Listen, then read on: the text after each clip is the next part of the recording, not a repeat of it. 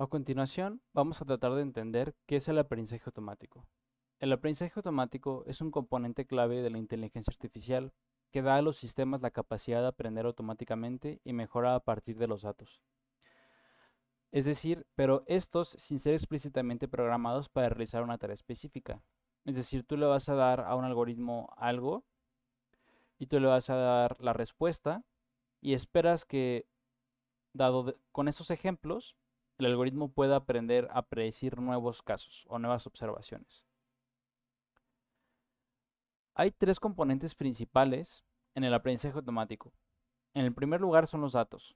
Los datos pueden variar desde que pueden ser tipos numéricos, categóricos, textos, imágenes, audio, entre otros tipos de datos. Entonces, estos son importantes para poder entrenar y validar los modelos. El gran problema actualmente es que muchas empresas, no tienen bien organizados sus datos. O sea, hay empresas que tienen sus datos en SQL y tienen otros datos en el Excel y tienen otros datos en, no sé, en PDFs y demás, ¿no? O sea, hay un gran problema en las empresas actualmente, que es que no centralizan sus datos. Entonces, la calidad de los modelos que tú puedas generar es directamente proporcional a la calidad de los datos que tú le des. Entonces, vamos al segundo componente, que son los algoritmos.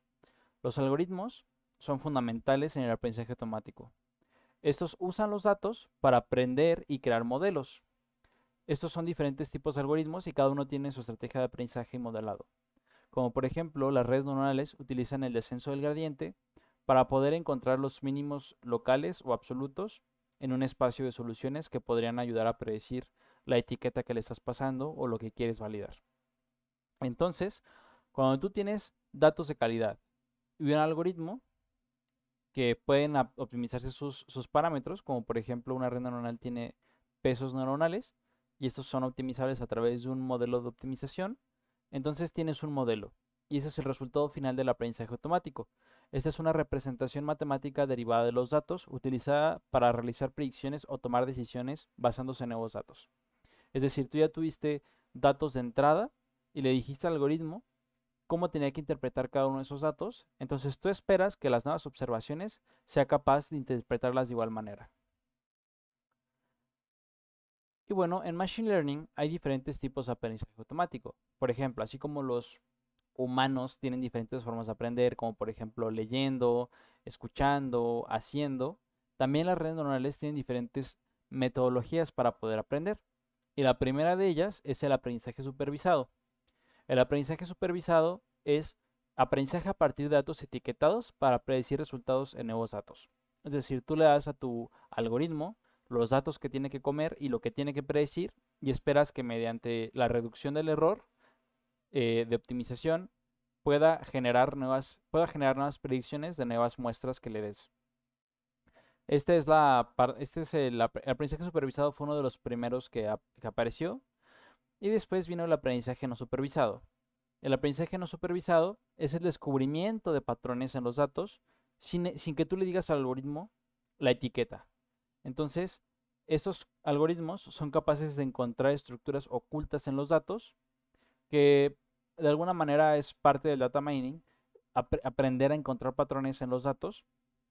Pero esto, lo que se diferencia del supervisado, es que al supervisado tú le dices qué esperas que aprenda de cada observación, y al aprendizaje no supervisado tú no le dices qué esperas que aprenda, sino que mediante una regla de minimización otra vez del error o de lo que sea, el mismo algoritmo asigna etiquetas a los valores que está viendo, ¿no?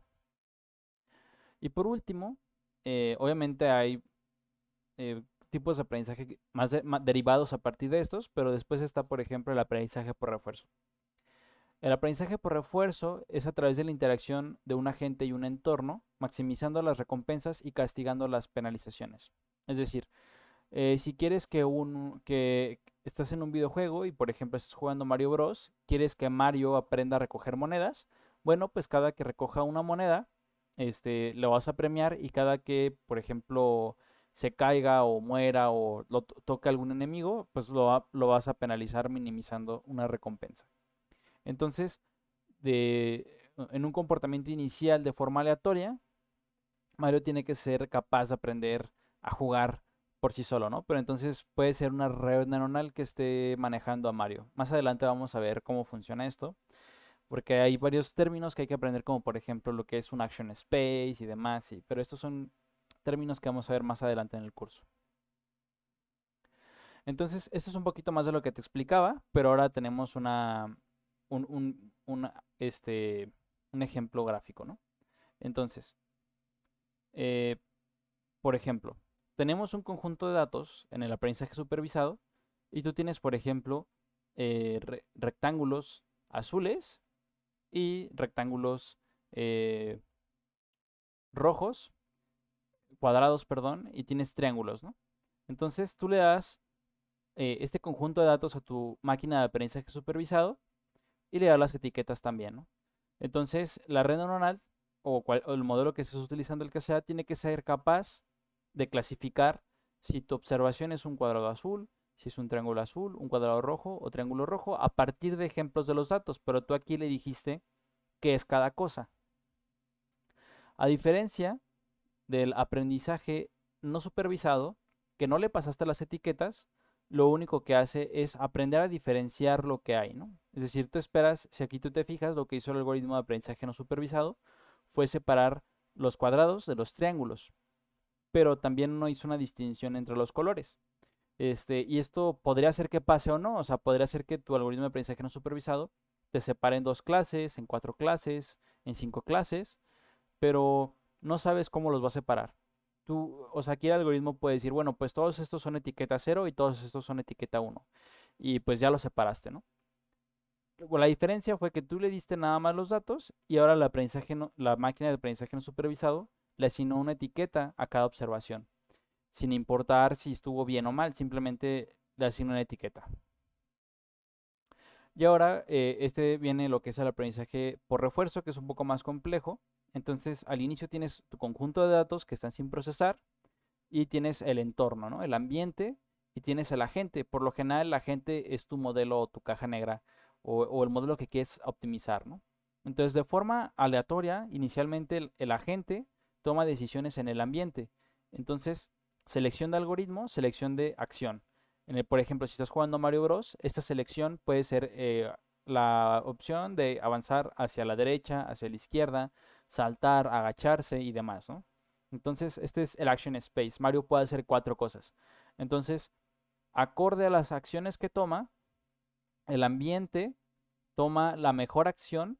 O sea, la gente tiene su algoritmo y el algoritmo selecciona la mejor acción que puede hacer dado los elementos de entrada y el ambiente le dice, ¿te equivocaste o lo hiciste bien? Entonces, si lo hiciste bien, hay una recompensa, si lo hiciste mal, hay un castigo, y entonces eso cambia el estado de la gente. Se genera un estado y la gente aprende de esos estados pasados que ha dado, ¿no? Entonces, esto tras muchas iteraciones, se espera que datos que están sin procesar como estos puedan ser clasificados de esta forma por simplemente aprendizaje.